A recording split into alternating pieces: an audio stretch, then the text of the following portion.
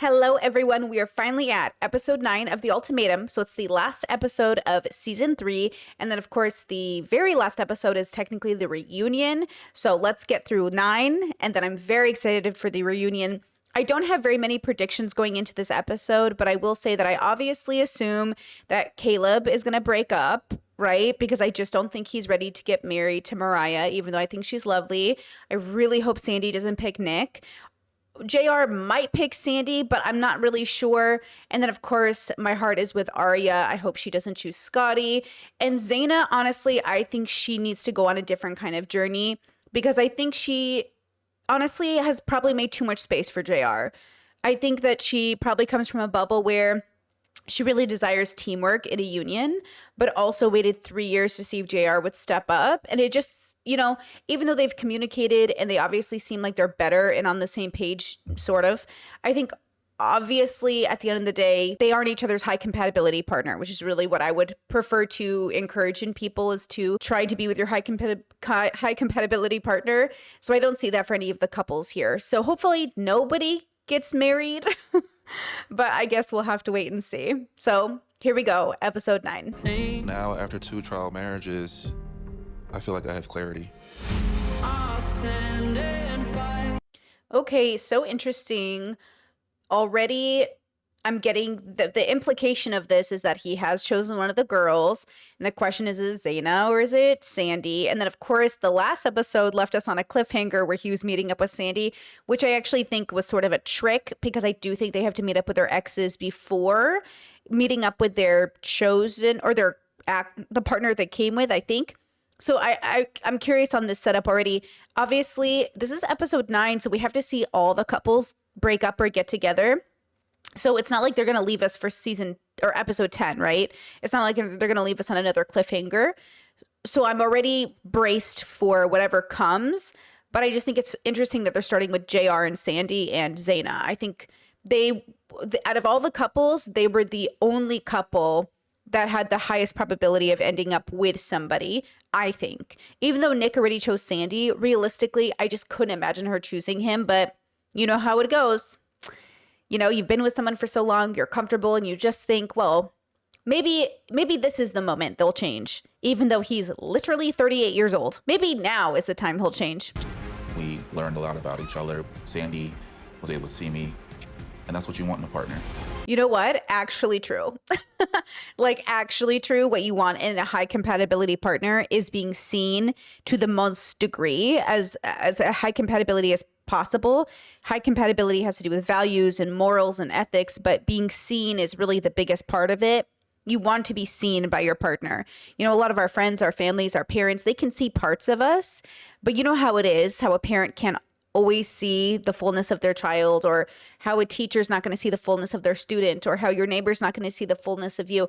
But hopefully the person you do life with gets to be that person, because otherwise, now, to be fair, because this is a philosophy channel, we talk a lot about introspection, extrospection. One of the things I also want to make sure is that you see you, because I think that's what we really learned from these kinds of shows is how many of these people don't even ask themselves those questions. I mean, look at Nick. Nick being 38 and just having these, quote, epiphanies about himself. Look, there's never a wrong age to start, but there is also a red flag if you've reached a certain age before ever doing some of these things. And so here we have a perfect example of somebody who's just never been self-aware and introspective enough for it to matter, which is Nick, Okay. It's been a while, 2 months. Do you feel like you got what you were looking for when you initially decided to go through this experience? I feel like I got way more than what I was looking for. I got what I was looking for and then some. You showed that you actually cared about who I was as a human being. And I love how you see the good in people. And I think you saw the good in me.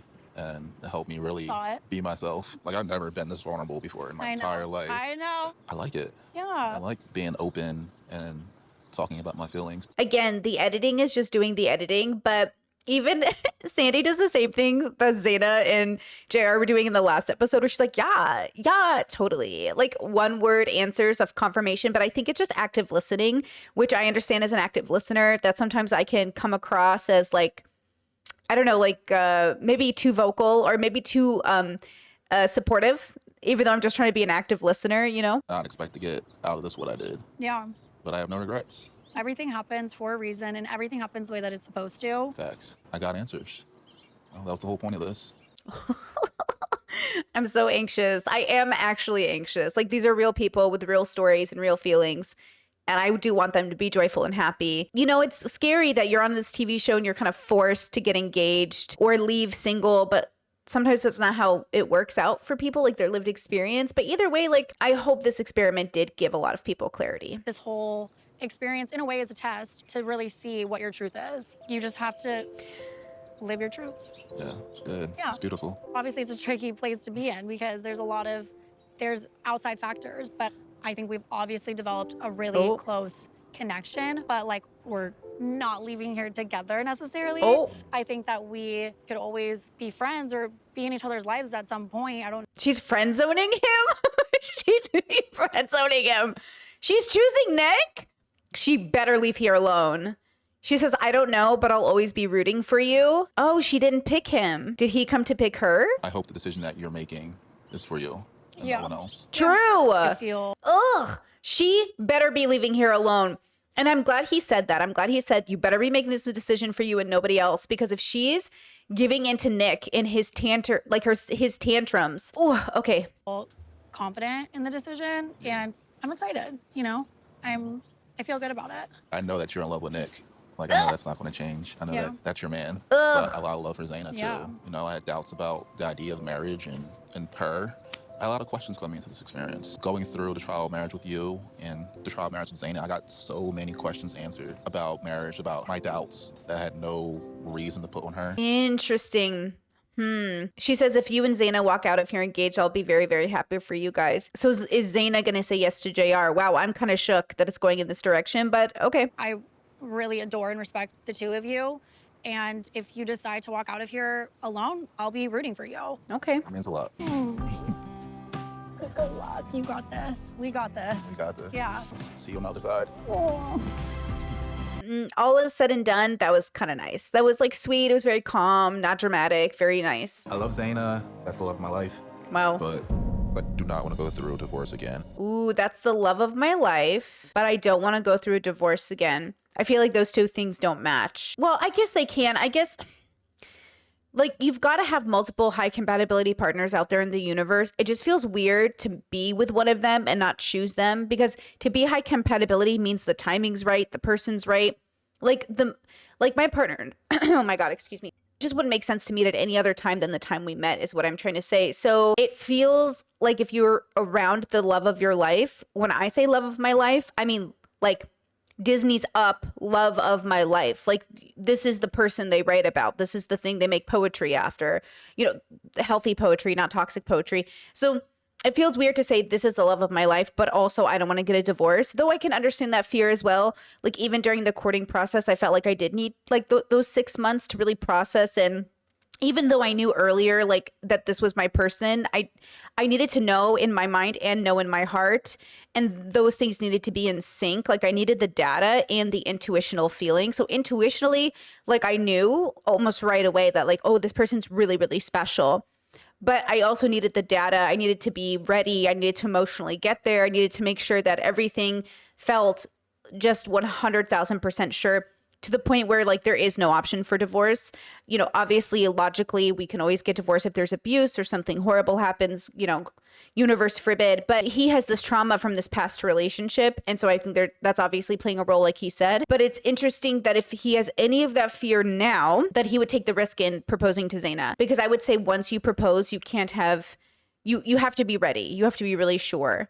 You know, even if you have the normal human doubt, which is just fine, real doubt, honest doubt, like, that's something else. So let's see where he's actually at, because the implication of this so far is that he's going to say, marry me. But I don't know if that's true. I wonder if he's going to say, I want to marry you, I just need some more time. And if Zena's going to say, I can't give you that time, and then that's going to be it. Or she's going to say, like Zena would, technically, by the way she's portrayed herself so far, she's going to say, okay, I'll give you the time, which I don't think she should. If he doesn't propose to her now, like, obviously she shouldn't give him the time, But even if he did propose, like, I still don't think they're high compatibility partners. But I love JR so much. I'm more in love with him than when we started. I just need him to see the bigger picture of how we can leave here together, how you can have your cake and eat it too. You can still pursue your dreams, but have your woman by your side. Have your cake, eat it too. Where'd it go? Can't have it. Can't have your cake and eat it too. Can't have your cake and eat it too. Can't do it. Not a thing. Okay, so having your cake and eating it too is not pursuing your dreams and also having a partner. Obviously, you can pursue your dreams and have a partner, right? That's not JR's problem. JR's problem is I don't think he knows why he wants to get married or what that really looks like. I don't even know. People don't even know why they want kids. Like, let's be so for real right now. In 2025, do you even know why you're bringing a baby into the universe? And on top of that, you know, you have to go on a show like Ultimatum to see what's going on in your life. Like, we're obviously not introspecting. We're obviously not actually asking ourselves the questions, right? How you feeling? His face expression say it all. Nervous. I mean, definitely anxious. Coming here, I just had a lot of questions about you, us. I thought for some reason, like maybe JR just doesn't see me as a potential wife. But as I've gone through the experience, I've kind of gotten the reassurance that I needed from outside perspective too, to be like, hey, you do possess like these qualities. Like, it's not you. I've regained some confidence because I thought I was confident, and then I'm just like, I'm actually kind of really insecure in like the space we were in our relationship. Now I just feel like I've gotten a lot of reassurance. I never thought I'd be in this predicament, like issued an ultimatum, but I do love you, obviously, and I wanted to go through it to see what we can get out of it. And I saw you with somebody else, hearing about your experience with someone else, and me being away from you for that time. I was like, I get it now. I'm thankful for the 3 weeks that we had. Yes, we argued, we fought, we had fun, we had good times. Just 3 weeks of, to me, almost bliss. It was just us spending time with each other. Yeah. And you have so much of love and good energy, toxic positivity. Oh my God. True. She's kind of toxic positive, but I kind of like Zena so much. But that's what it was. She kind of had like, we'll get through this because the clouds of the sunshine will part through the skies and warm our heart through the energy of our chi. Like, you know, she just has that. She has that like toxic positivity. Is so funny, actually. I see you different from how we came in here because you've grown emotionally. Likewise. I obviously deeply love you. Like, I feel closer to you than I have in our past 3 years together. I think we are finally seeing each other fully for like who the other person is. Yeah. Wow. Finally, right? After 3 years. After See? Okay, so they're self-aware about it. After almost 3 years, they're finally seeing the other person for who they are. Yeah. That's yeah. And they're not young. He's 33. They went through their 30s together, right? I think she's 30. She might be a couple years younger, but I'm glad that we both decided to commit to it. Me too. It was all for a reason. Yeah. You know, coming into this, I had a lot of preconceived judgments on marriage, on you. Are you just doing it to please your friends? Are you doing it just because you want a ring or the big wedding or kids or... Hey, that's a great question. And that is why you have to do it for you guys. That's why we are on a team. This is my family. Like my partner and I, we are the family. We're not doing it for our family. We're not doing it for our friends. We're not doing it because of society. We're doing it for us. And that's why I don't let people in my marriage. You know, there's one thing to get advice from people or something, but like letting people in your marriage, not about it. Because you will do things for the wrong reasons. You got to do things for the right reasons. Rushing your time clock and, you know, looking back, I'm like, that was stupid. Like, you're just looking for a commitment. And using my past relationships to judge you before even giving you a chance. Nice. Like, you've been nothing but amazing to me. You showed me a love that I've never seen before. I wasn't ready to receive it. I think you make a fantastic wife, mother, experiencing life to the fullest. And when I think about that, I vision myself loving you and giving you 100% of what I have to make you happy. Yo, if after all of this, he doesn't propose, I would be shook. I swear to God, they're building this up. This is taking so long. If he does not propose after all of this, whew. I could see all that with you. And when I look at myself now, I don't think I'm at that point to give you what you deserve. Oh my God. I told you. I was feeling it. It was taking too long. I was feeling it. It was taking too long. Good for you, JR. This is so hard. This is such a hard decision to make, but good for him for not keeping her and trapping her because, and I think she could feel it. I think Her facial expressions were telling me she could feel it. Okay. Whew. Okay. Okay, good. You would rather a man break up with you than, God forbid, marry you. You would rather a woman break up with you than, God forbid, marry you. Okay. You do not want to end up in a marriage with the wrong person just because they did it for the wrong reasons. Okay. Okay. I feel like you have like this vision of what a perfect husband is in relation to a perfect marriage with a perfect setup. And you're waiting to be that person.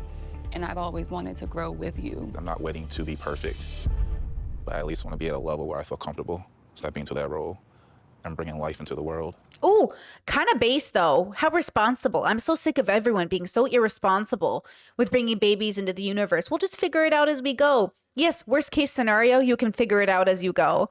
But please, can we work on preventative care? I gotta be honest, major respect for JR here. And being that rock, that provider, that supporter for the person that I love. This is the thing though. He's right that before bringing a person into the universe, like a baby into the universe, you want to be prepared. I think when you get married, you can grow. You'll always grow with your partner no matter what. No matter where you'll meet your partner along your journey, you will grow with your partner because none of us ever, well, hopefully we don't stop growing. The dilemma that I'm seeing is that the high compatibility part is the part we're not talking about. Whether you have two good people or not, it doesn't mean you're high compatibility. And Zena probably comes from a normie bubble where they think if you're two good people and you like each other, get married. But JR, he knows in his intuition something is wrong. He knows in his body, like, this isn't what I'm looking for, but he doesn't know why. He can't really explain why. Part of it is that he's not ready, but Zena doesn't get it either. But it's because society, we don't talk about high compatibility. We don't truly talk about why relationships are ending. Relationships aren't ending because of feminism. Relationships are ending because of compatibility. Real, genuine, honest compatibility. We're not marrying the right people. We're not courting the right people. We're not bonding or making babies with the right people. We're settling. And I get it because we're animals on a planet. We just see people that we think are attractive or nice to us sometimes. And we're like, that's good enough for me. But it's not that high compatibility partnership you're looking for. Trust me. Like, and again, I can only speak for myself, but I had a very messy 20s dating all the wrong people until I realized it was all about compatibility. And truthfully, I thought us having like 40%, 60%, 70% was enough. It wasn't. I truly needed very high compatibility for us to grow together. Because when you start off with low compatibility, your chances of growing apart are so much higher because you're just not on the same page at all. So when you're not on the same page with somebody, which is a contributing factor of that high compatibility, you're more easily able to grow in a direction together. It's just when you start off on completely different pages, like, of course you might deviate just probability wise, right? And in this moment, I just don't feel like that. Wow. I've gotten the answers that I need. I hope you did too. Wow. I think the right decision right now for me is to leave here single. Wow. Yeah. Aww. I do think you will be an amazing husband one day when you are ready to be a husband. But deep down, I just knew you weren't ready. She did know. I think she's right. She knew. I think her body language tells me that. I think her lack of surprise tells me that. I do. I think Zena knew. It's weird. I feel like they were both wanting the other to break up with each other in a sense, I look in your eyes, I just think about the past 3 years, and the good times that we've had. Make me cry. Oh, baby. I love you so much. Oh, I'm gonna cry. She's so strong too. Like, Zena obviously knows and he knows, but that doesn't mean they didn't love each other and that it's not hard. All breakups are hard, even if you initiate it, even if you hated that person, even if Sandy breaks up with Nick and thinks like he's such a POS, she's still gonna cry about it because it's still sad.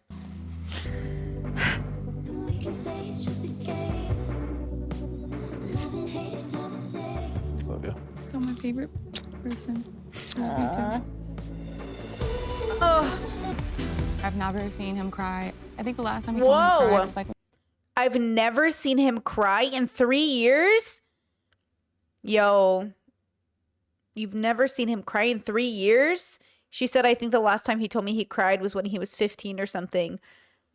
That's some toxic masculinity I don't need in my relationships. Crying is so cathartic and important. Plus, like, have you never seen One Piece? You telling me you don't cry? You know what I'm saying? This man obviously doesn't watch anime.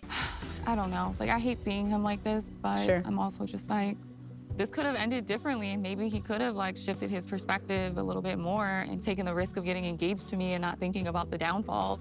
It just doesn't feel right. It doesn't feel right. And if they had gotten married, they would have been divorced or settled in a relationship where they both thought in the back of their minds, what if I had chosen someone else? What's worse, girls? Getting married and being in a relationship where in the back of your mind, you're thinking, maybe I could have had a different life, or having the best life you can and not meeting your high compatibility partner. Like, look, there's not a guaranteed chance you'll meet your high compatibility partner. And I understand I'm coming from a place where I met mine. So you might be thinking, Brittany, you don't get it. You haven't been single. But I was single 3 years before I met this person after being in a too many incompatible relationships, right? So let me tell you, for me personally, just personally, it is so much better having a great single life, because like, what does it mean to be single? It just means you're living your best life, right? Like, it's just you. Like, if you have a great relationship with yourself, it's not going to feel weird to be single. And plus, your whole life shouldn't revolve around partnership. But when you do meet that person, you know, it's just like the cherry on top. It's like, oh, this is cool. Like, my life was great before. Now it's even better. But my life was great before. Now, if your life isn't great, then sure, it might feel like the end of the world, because Hollywood and cinema and toxic romantic relationships have sold you a narrative that if you don't have a kid and a partner, you're useless. And I don't know why you're falling for that when it's literally propaganda. It's just hard, you know? You see a life with somebody and you gotta let that person go after so much time.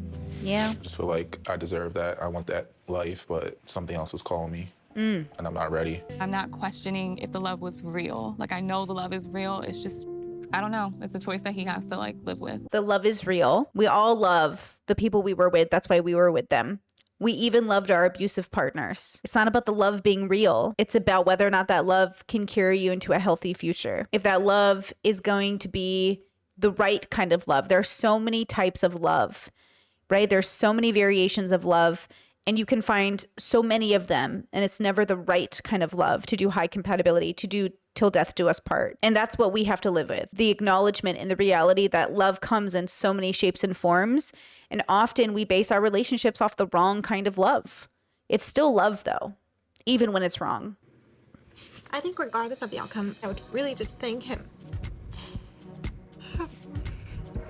Because I've never experienced a love like this, and I'm just really grateful. No one's ever loved me in the way that Mariah has, but the main thing that's weighed on me being only her second partner, that there's just someone else waiting for her that's better. What? That's like crazy to be like, I'm only her second partner. What does that matter?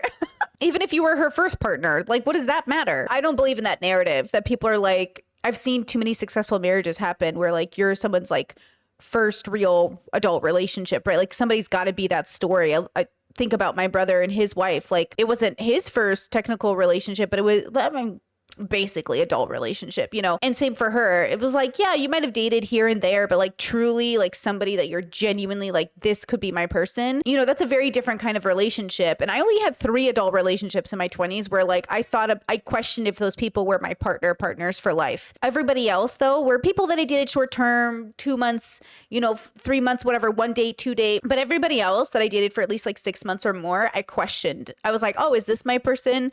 Obviously none of them were my person, right? I don't know. I just think this narrative of like, I'm so worried for her, I'm only her second partner. Like, what does that matter? Why are you saying that? Like, sounds like cuckold. Mariah is a very serious girl, and I'm keeping things fun and light. The sweet spot is somewhere in between the two. What was that? Mariah is serious, but I'm fun. What? He's the least fun person I've ever seen in my life. Caleb is not fun. Everything about Caleb feels heavy. Mariah feels intentional. Caleb feels heavy.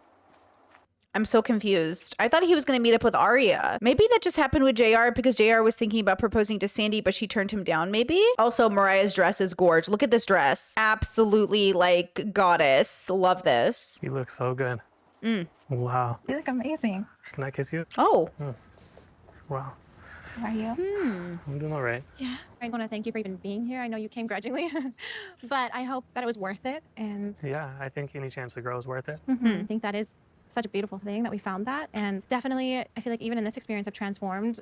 Yeah, a you're lot. constantly growing. You've gone this far all on your own. And what is the point of having a partner if not someone to help you along the way? I appreciate you. I would love to spend the rest of forever with you. Would you? Of course. Yeah. I mean, I gave you the ultimatum. Why is he so happy? Why is he so happy? He better not be leading her on, bro. Why is he so happy, bro? Know by some people haven't stood by their ultimatums and come to this point and felt differently than they did when they first walked in. I still feel very eager and excited to create a life with you. And Yeah, I love you. The level of faith you've had, it's been incredible. you're my best friend. And You're mine as well. if for whatever reason we don't work out and you don't want to get engaged or we continue in this relationship, I've just come to peace with a lot of things. I guess that's kind of what leads me into my... I had to write some things because I usually struggle with voicing them. Whenever I think of tomorrow, you're always there with me. Because the love that you've shown me is something I never knew I was missing. Somehow you made me feel more loved than before. It scared me. It scared me because some days you love me more than I love myself. Okay, he better propose. As I look at you today, I'm no longer afraid. I see the woman you are. Oh, And how you've shown up for everyone around you. And with each day that you've grown, so has my love for you. If you are ready, can we begin forever? wow. Okay, let's just, let's watch look at this picture. First of all, gorge background. Now when we get to the reunion after this, we'll actually see who's together, who made it to the altar, who got married. Interesting. I wasn't expecting him to propose. I wonder what made him say yes. Was it the fact that he might lose Mariah, or the fact that he didn't know what a future would be without her? Yes. Yes.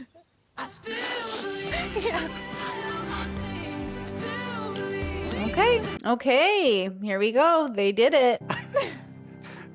I can't. Mariah is so beautiful. She's so beautiful. It's so surreal right now. I can't believe that we're engaged.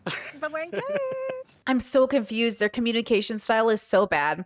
They're always arguing. I'm just so curious how they're going to make this relationship work when they're so bad at communicating. They're so bad at communicating. Like, what? Or maybe it was just the fact that you saw like those snippets on camera and they're actually great at communicating.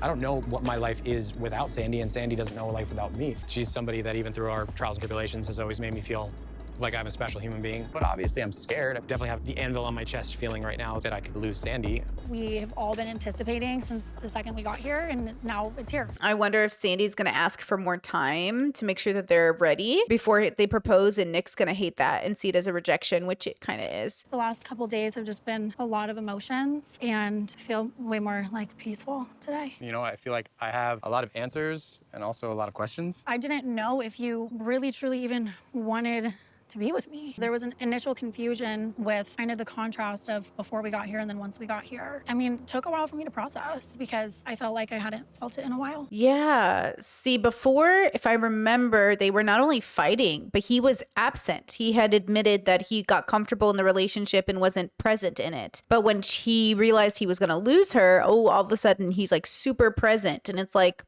this isn't the kind of person we want to be with, somebody who's only present at the threat of a loss. Do you think you have a fear of commitment? What? Marriage is scary. Yeah. How do you know like how you're going to feel in 10 years from now? Okay, listen, people ask that all the time. Like, how do you know who your partner will be in 10 years? Look, how much in 10 years have you changed? The fundamental of who you are. Because the fundamental of Brittany has not changed. A lot of things about me have changed. I'm a very different person than I was in my 20s. But my fundamental personality, who I was as a child, who I am now, like that is the same. There are just certain types of things that I don't find myself doing. In 35 years, I have basically stayed in my lane and just found variations of being healthy in that lane. Very few people don't have some consistency in their life. So you can bet who what's his name, Nick, is going to be in 10 years. Like I can guarantee you the category of person he'll be in 10 years. Will parts of him change? Yes. But will the foundation of him change? Probably not. Same with Sandy. Sandy, you know what I mean? Like, there are some things that can change. People can go from being single atheists to nuns at a cloister, becoming a cloister nun. Sure, that can happen. But that's usually not the common. And even if that happens, you can have a conversation about it. I just feel like that conversation of, what if we change in 10 years? Well, hopefully you change together. Hopefully you change in the same direction. But there are just things that are consistent about people. And I feel like knowing yourself is knowing yourself well enough to convey to your person in which ways you will not change. Like I always tell my partner, I'm not going to wake up one day and have a different personality. I'm always going to talk this way. I'm always going to be aggressive. Like my mom always says, I hope he calms you down. I hope you marry somebody who calms you down. Girl, if I was going to be calm, I wouldn't have been born a Taurus. Okay. So like this idea of like, oh, one day Brittany's going to be soft. Like I'm never going to be like Mariah. I'm never going to be soft spoken. And, you know, Mariah's so calm. Like that's never going to be me. So if you married me thinking one day Brittany will be like Mariah, that was you. That's on you. Okay. That was never going to be me. Not since I was a baby, not since now. Okay. That's not going to change. There are just things about you you don't change. And then there are things about you that absolutely do change. Right? Like I said, I'm a very different person than I was in my 20s, but the personality is the same, girl. Okay.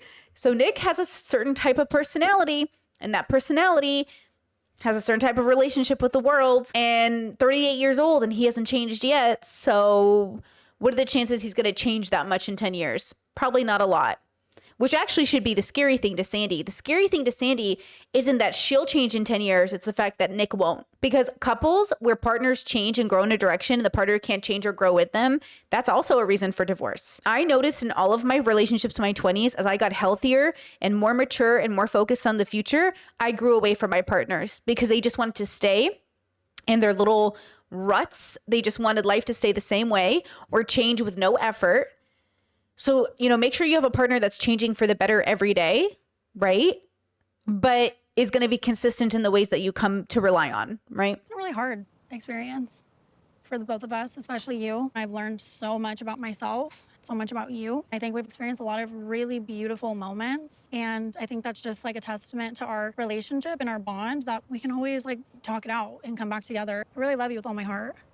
As do I. I wanted nothing more than to come here and walk away your fiance and plan a marriage with you and spend our lives together, and feel like I've never been more in love with you and more committed to the change and the growth that would make me a better partner and the change and the growth that I know I can implement into our relationship. I'm just so deeply in love with you, and I can't imagine ever looking at another face. Why did you smile when I said that? Because it's sweet. Oh.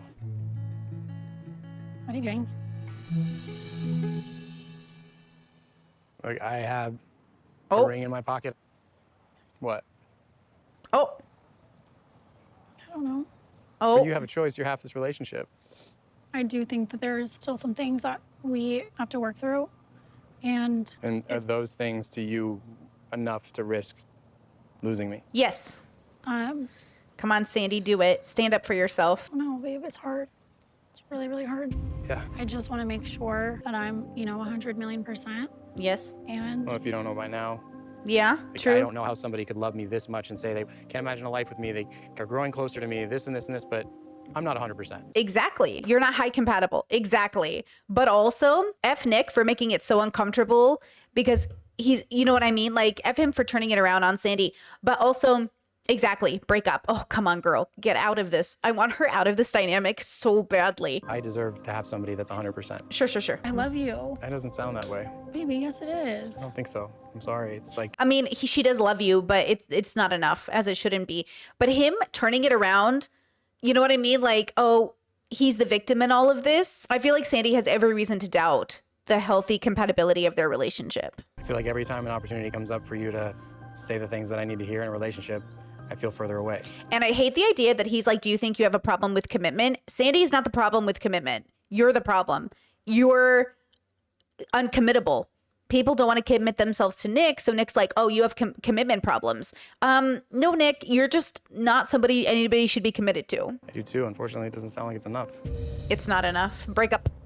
Came here to get answers. I feel like I got the answer I need. It's not the answer I wanted, but it breaks my heart tremendously. Not the answer I wanted either. I came here and I put, baby, please don't. He's shutting down and she's going into baby talk. They're having an emotional conversation versus an analytical one. So when I say to you, my partner and I will say, like, should we talk about this emotionally or analytically? See how they're emotionally in it? So they're using emotional communication tools to tell the other where the other is at. She goes into baby talk. He goes into close mode, and she grasps for him to open up again. But instead of saying like, you're closing off, you're not opening up, she goes, baby, please don't. And then he goes, oh, you just don't love me. And so they're not using the right tools to communicate in this moment. To be fair, it's a pretty charged emotional moment, but he is shutting her down, and she expected a conversation, probably like I thought before, maybe suggesting that they keep dating after this. But I really want him to let her go. Even if Sandy doesn't realize it now, she should have broken up with him. She's giving him the power to break up with her, and I hope he takes it for her own sake, even though deep down I think Sandy knows, like, this isn't your person. You can't even commit to him now. So, you know, I'm still in Sandy's, like, I think Sandy's that, quote, healthier of the two partners, but I think even so, she doesn't have the tools to just break up with him. I really gave this my all, and I really. Oh, what? What am I doing? Just a reminder, she's 27 and he's 38. She's 27 and he's 38. Just a reminder of the age difference. I want nothing more than to walk out of here engaged with you and to, like. I'm sorry, Nick has the craziest manipulative Machiavellian eyes I've ever seen on a person. Not to be dramatic, but he's just looking at her like he's trying to figure out all the ways to manipulate her emotions and get what he wants. I just do not like him. I don't feel your words and your choice match up anymore. I agree with him, but for the different reasons. See how Nick is like, he's right, but I think he's coming from an angle that's wrong. He's right. Sandy obviously doesn't want to be with him. Her words aren't matching her actions, but I think that's good. Like, I'm a good girl, break up with him. But he's like, I can't believe you're doing this to me. See how they're different? I'm not Everything surprised. I've said to you is my truth, Well, including yeah. all the good things. Right. I will stand by that.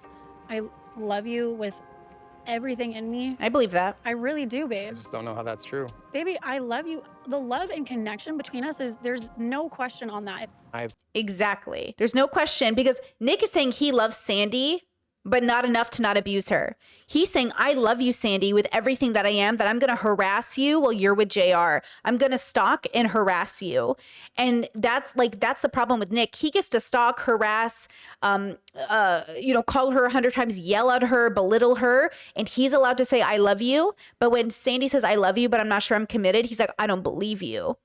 It's weird that Nick can't understand how Sandy can love him and leave, but he can understand how he can love and abuse Sandy. Put my heart and soul into you over and over and over again, and I continue to feel like an idiot. See? To be honest with you. See? He's twisting it and making it sound like he's the victim. I abused and I was toxic to you, Sandy, but how dare you not want to be with me when you say you love me? I'm the fool. I'm the victim. You're so manipulative, Sandy. You're like this seductress, this serpent who's convinced me to be in love with you when you don't even want me. Ooh. I love you so much. I have nothing but love for you. But there's so much else that goes into a marriage and a life partner. And I do have some concerns and hesitations and fears with you, babe. Well, I hope you find somebody that puts those to rest, honestly. Oof. And I hope I do too. Bye. Somebody deserves this. At this point, I don't think it's you. Someone deserves this. And at this point, it's not you, babe. Bye, Nick. Bye, Nick. Bye. I'm sorry, babe. I'm really sorry. I love you. And I don't want to hurt you in any way. And I know that I have. Ugh, I hate how much responsibility she takes. Goodbye. Thank you for the time. Wish you the best. Bye. In the reunion, they better not be together. I don't think there's anything left to talk about. Bye. This is too much. Bye. There's no more. What are you babying? Thank you. Now I'm standing all alone. Your stone cold heart's the one Me too. I hold. Always thought that we Yeah, it's not like the closure she wanted. It's not the closure she needed in this moment. But yeah, bye, Nick. But I bet he secretly is like, chase after me, Sandy. Don't, Sandy. Leave him alone. I was hoping to leave here engaged to Sandy, and I'm leaving here alone. Bye. what we could I just don't want to be with somebody that's so afraid to be with me. He literally looks like he drank all night, did not even shower, and showed up without brushing his teeth. Bye.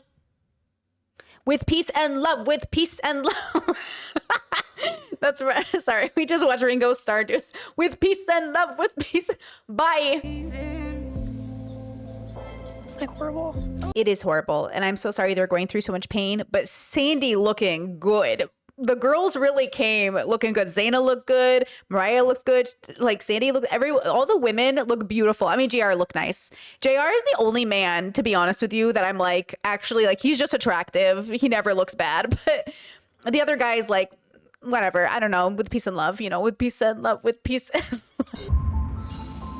Oh, shoot. In my brain, I was like, I guess we're done. I forgot about Arya and Scotty.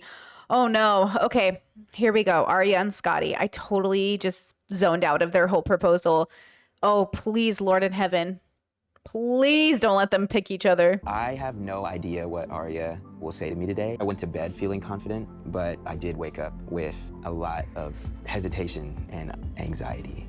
I think before this process, I just didn't feel like Scotty could see from my point of view ever. It's kind of like these constant fights that are always happening. It feels like that was really common with Sandy and with Arya, where it felt like they're men who both issued the ultimatum, were highly emotional, but both struggled with seeing either of their partners' POVs. Like, it really seemed to be a struggle for both Scotty and Nick to see the women's points of view, to really explore them, be empathetic about them. They just saw the women as people who like refused to commit, but in like a suffocating negative way. Like, I can't believe you refused to commit to me. As like, you know, if this was an anime, it'd be like, I can't believe, and then you'd have like a ghost in the background, like a spirit, like a manifestation of the negative feelings the person has. And it's like a goopy black monster dripping in like oil sludge, like this.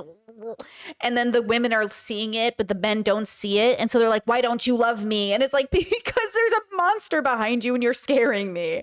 And it's like, they can't see it. You know, that's what it feels like. And then they've like blamed these women for not wanting them. But it's like, you have like a negative energy attached to your spirit, sir. This is the most self-aware I've ever seen Scotty, but I don't know where Scotty's head is at. Oh, they matchy match. They're both in red. Cute, cute, cute. Hi. Hey, you look good. You look good too. How are you feeling? Feeling a lot. Yeah. How you feeling? Nervous and anxious. I realize that I issued you an ultimatum for maybe the wrong reasons, maybe initially out of fear. I'm sorry if I didn't give you the reassurance in our relationship that I know you needed. Ooh, if he uses these tears to convince her to marry him, I'm going to be so annoyed. Because like the amount of times I always say, watch out for a man who cries in your arms and it's not over One Piece. You know, be careful of a man who cries in your arms and it's used to manipulate you, because we're so not used to men crying. When we see it happen, we think it's like something special and unique. But a lot of men will use it as a manipulation tool. And I've seen it happen. I've been there. I always think like, oh my God, you're crying. It's significant. They know though. They know it's significant, except they use it as a manipulation tool. So let's see.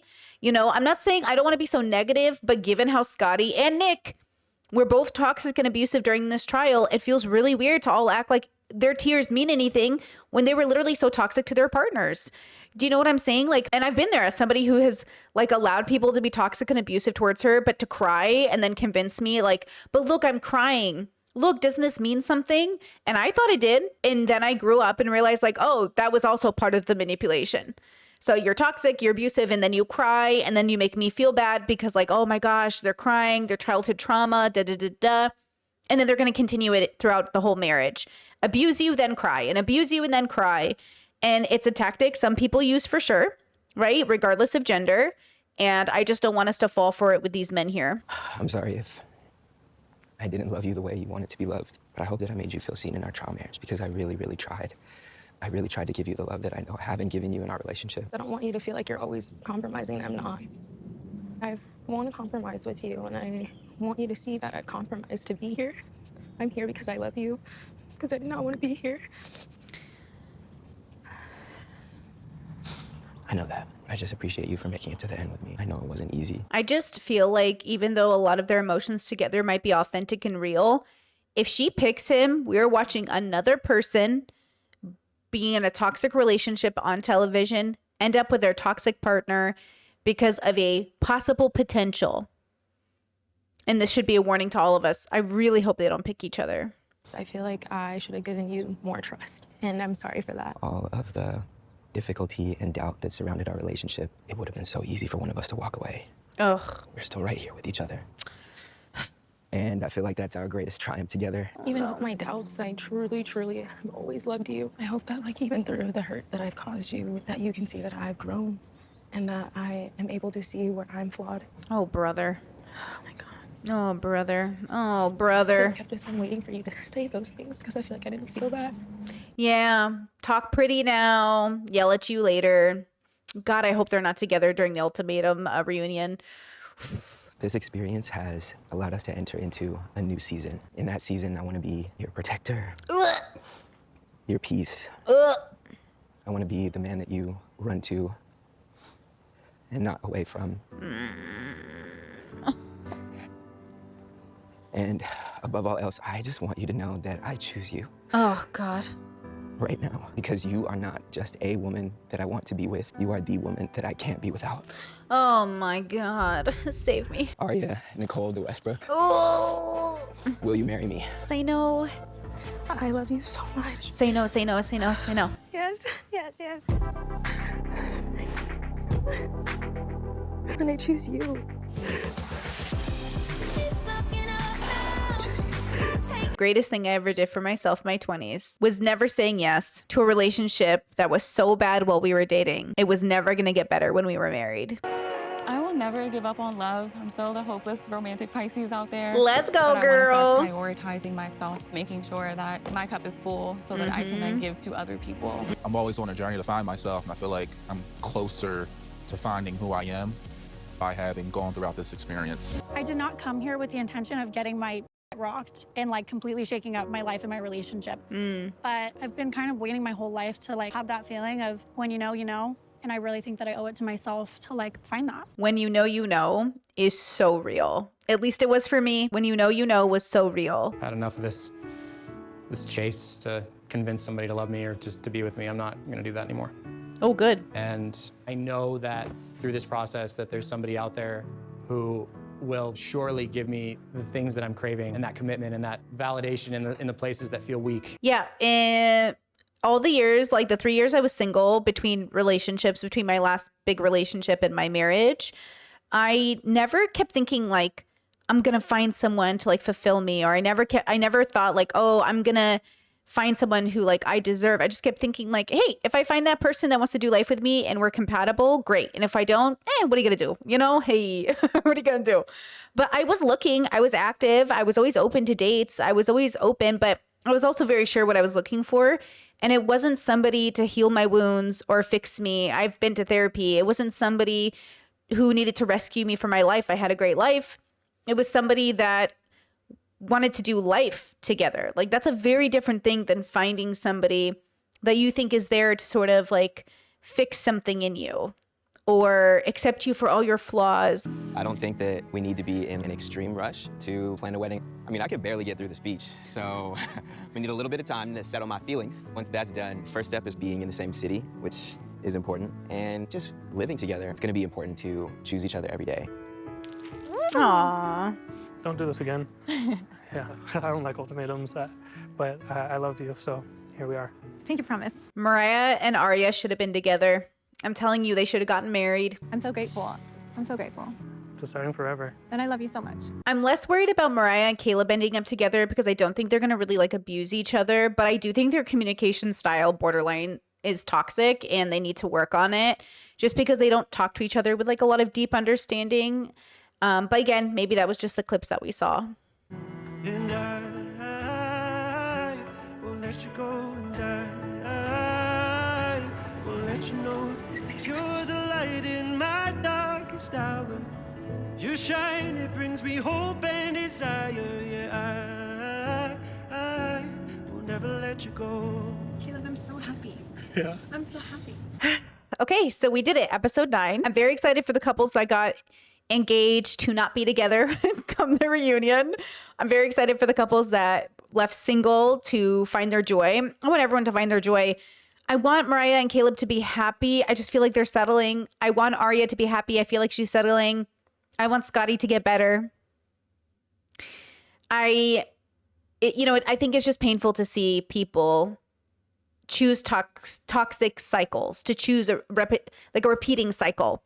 Arya, her brother already said that Scotty reminds him of their dad and the toxicity that's there. They're not a fan of Scotty, and she chose him. Breaking generational curses, going to therapy, not repeating cycles. It's a lot of work. And I think people do it unintentionally. I don't think Arya is on purpose marrying her father. I don't think she's on purpose not trying to be introspective, but I think she's self-aware without the introspection. Like, we're all self-aware enough to call a spade, but not introspective, extrospective enough to remove it from our life. And that's what takes so much work. And that's what took me so much work personally. So from lived experience, you know, I was able to be self-aware enough to know something was wrong in my relationships, but I wasn't extrospective enough to actually sit down and say, what are my values? Where are my morals? Where is the line in my, you know, hope for my marriage in terms of a healthy marriage? And can I put my foot down finally and say, like, enough is enough? And then finally it happened. It finally happened where one day I blocked and never answered again, removed myself from that version of myself, and went on a journey for 3 years of introspecting, getting to know myself, and becoming a healthier version. And that led me to being high compatibility with the person that I ended up marrying, right? It took 3 years of making sure that I had, you know, learned those lessons, put them to the test, go on first dates, you know, rejecting people, not because they're bad, but because I know we're not compatible. I met a lot of really nice people over those 3 years, like a lot of really nice people I went on dates with. Like there were definitely like some people that I was like, man, you're so nice, but you're not my person. And it's hard to explain why you're not someone's person when it's two really good people. But when you know you're looking for that thing, and you know, when you know, it's not about someone being nice or kind. It's really about, can you do life together? Can you be on a team together? Do you see the future the same? Are you aiming for the same goals? Is your lifestyle compatible? It's so many things. And so look, from one person to another, someone who's been in toxic relationships, who now is in a healthy one, healthy ones beat out the toxic any day, no matter how much your love feels powerful, no matter how much you're convinced that this toxic relationship, like this is it, that forever partner, that high compatibility partner, like you're not going to be in a toxic relationship with them.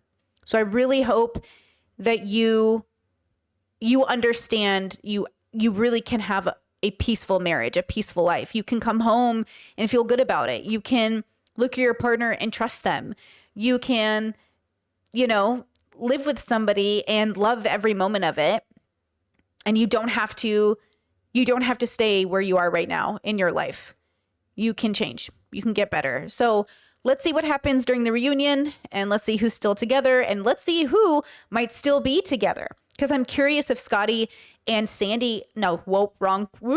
I wonder if Nick and Sandy ended up meeting up again after. I wonder if anyone rekindled anything. I wonder where everybody's at. So yeah, okay, I'll see you for episode 10. And for now, please leave your comments in the sections down below. Like this video, and I will see you next time. Bye. Stuck in my head, in real life I'm in bed, my belly's being fed and I'm okay, I'm just fine, yet all I do is whine, not to you in my mind, cause I know I don't make sense, I've been nothing but blessed, so why's my life a mess, please tell me, cause I'm sick of thinking, yeah, I'm sick of reaching out for the truth and living life as a fool.